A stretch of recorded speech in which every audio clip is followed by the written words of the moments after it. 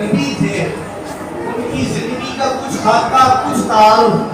پیغمبر اسلام کی زندگی کے جو واقعات تھے سیدھا واقعات وہ کیسے تھے. جو بچے سکول پڑھے ہوئے ہیں 5 پڑھی ہوئی ہے جنہوں نے 8 پڑھی ہوئی ہے 10 پڑھے ہوئے بچے بھی ہیں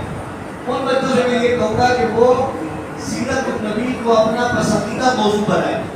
اور سیرت النبی کے اوپر مارکیٹ میں بہت ساری کتابیں لکھی ہوئی ہیں وہ کتابیں لے کر پڑھیں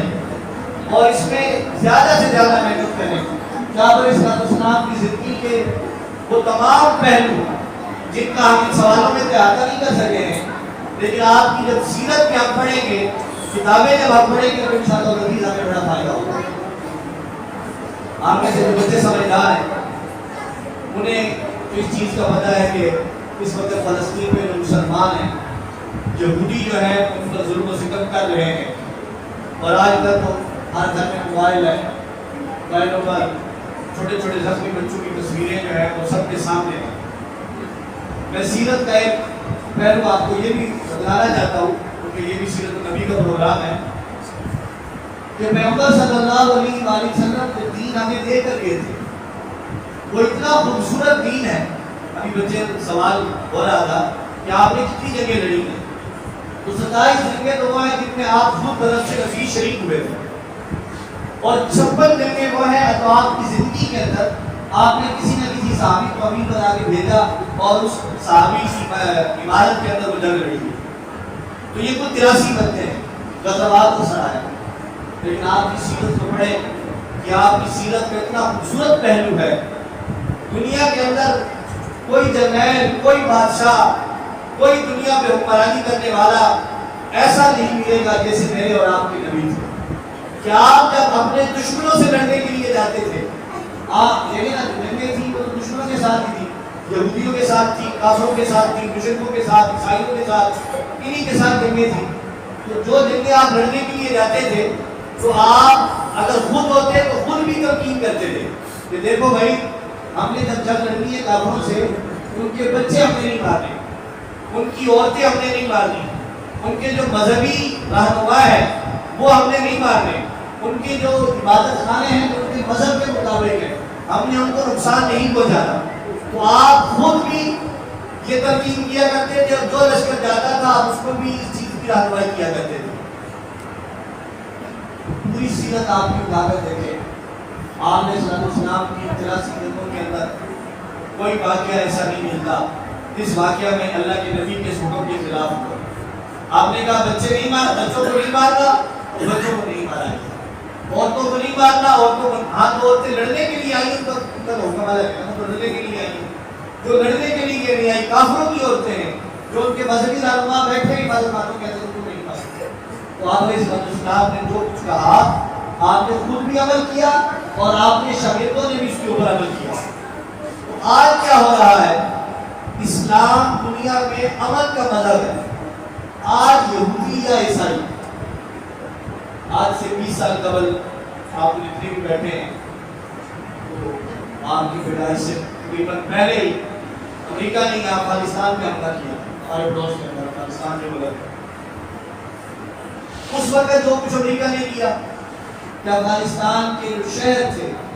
وہ لوگ جن کا جنگ سے کوئی سروکار نہیں جنگ میں کوئی ان کی عمل دخل نہیں ہے کوئی لڑنے والے نہیں ہے وہ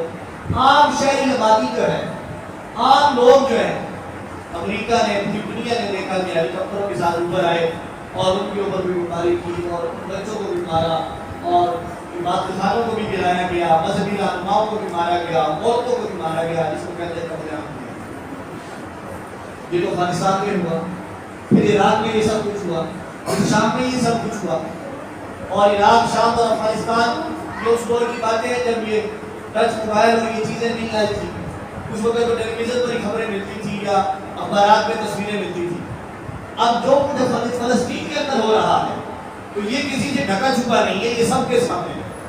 کہ امریکہ اپنے آپ کو کہتا ہے یا یہود و نصارہ اپنے آپ کو مسلمانوں کو تو پتہ نہیں کیا کچھ کہتے ہیں اپنے آپ کو سمجھتے ہیں کہ ہم بڑے مہذب ہیں ہم بڑے تہذیب یافتہ ہیں ہم ایسے ہیں ہم ایسے ہیں.